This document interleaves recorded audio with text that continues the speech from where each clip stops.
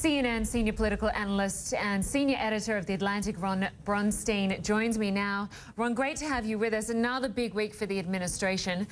Firstly, your response to the court ruling tonight on Trump's immigrant ban.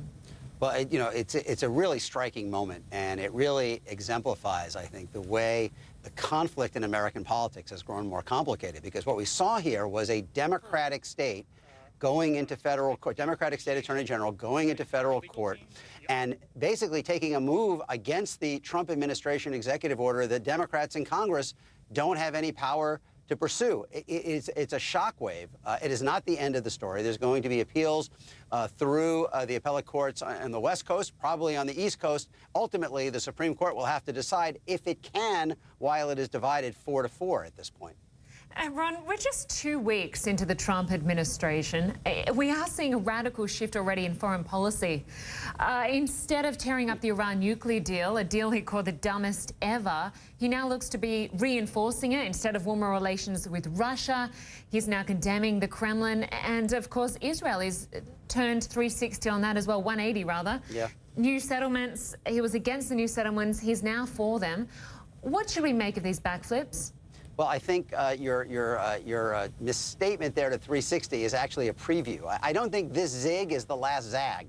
I think the story of the Trump administration on foreign policy will be that it is somewhat improvisational. Look, there is a North Star here. When he said he wants to be a president who advances the idea of America first, I think that is, in fact, his North Star. And he is going to challenge much of the international rules-based order that the U.S. has constructed and led since World War II. He said the other day he could, quote, care less if the European Union dissolved. He has questioned the value of NATO. He's walked away from the Trans-Pacific Partnership. I think that is the overall direction. But in the implementation on a kind of day-to-day and week-to-week, I think we're going to see a lot of zigging and zagging. And I think what you saw here was both Vladimir Putin in Ukraine and Benjamin Netanyahu with settlements took the initial statements of the Trump administration as perhaps even more of a green light than the administration was comfortable with. Now they are trying to dial that back. But I think that the general direction that he set out of embracing Netanyahu and trying to melt the chill with Putin and be more accommodating toward him, I think ultimately he will get back there. This shows there are some limits, though. And Ron, looking at America's closest neighbour, Mexico, relations there seem to be getting worse.